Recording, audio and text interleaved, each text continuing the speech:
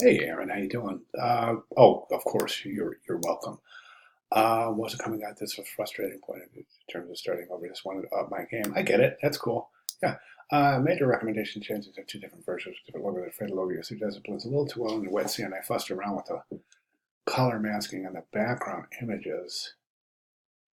Color masking on the background images, as well as to further complement the color scheme of my ad. That comment, I'm just a little bit unclear. Maybe you can clarify that comment. I fussed around with the color masking on the background image.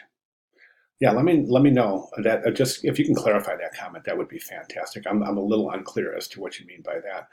The biggest concern right now is the readability and placement of my header and subheader. No problem, I will address it. I'm absolutely significantly more pleased with this version. Absolutely, that's fantastic. I'm glad to hear that. Let's take this ad and we're just even going to improve it further. So right now, I think that this is an excellent improvement, no doubt. It looks great. I think the ad looks really, page mechanics is excellent. A couple of things we can do to just improve the hierarchy just a little bit.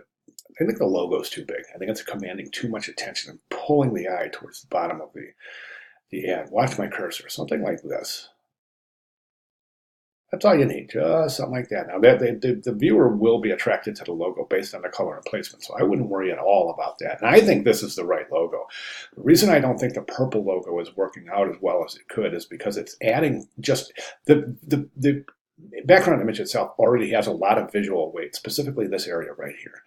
So placing the logo over here tends to counter effect that, counterweigh the how do I put this? Create some counterweight to offset the imbalance of this big heavy area right here, right? So we place the logo right here, but we don't want to add that heavy bulkiness of the purple portion of the logo, because then the purple, the square on the background of the logo, that version, because then it adds just so much visual weight that it's starting to get really, really heavy. And I want to avoid that. And I think this is a great solution in that regard.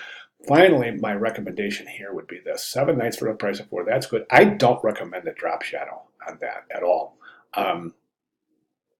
A better, if I don't think you need it. I think the white type is going to show up fine. If not, consider the purple type. That's fine too. So you have your type. Now, an alternative to a drop shadow or stroking type is this. Let me see. I'm looking for the announcements right here. So this technique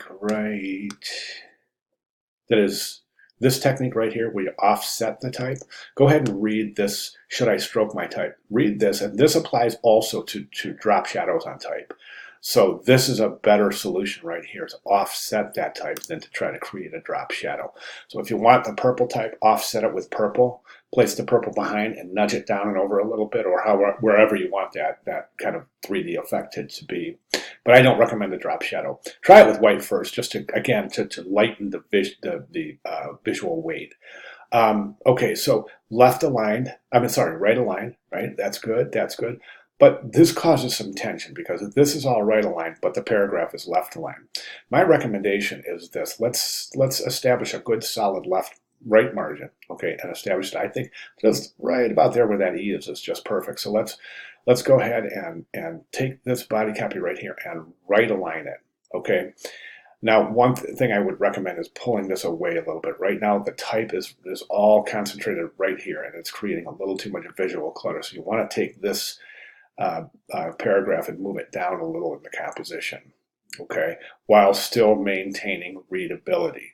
If it doesn't fit there, you could take the whole headline area, move it down to about here, and then place the body copy right here, perhaps in white or another color. Find out where it works. In the worst case scenario, you can create a box in the background, put a color to it, and really reduce the opacity to place the type in. But that's in extreme cases. But in a perfect world, the type is just assembled right on top of the image. So try to work that. If that doesn't work out for you, you can create a color box and really reduce the opacity. Either that or create a color box, duplicate the selection in the background, create a slight blur, and then place the image on top of that. So those are your two options, but right now I want to reduce the visual weight of the typography that's all kind of forced up to this corner, almost forced into this area right here. So we want to disperse that a little bit more evenly. Okay, fantastic. Really, really good job. So any questions at all, please let me know. Thank you very much.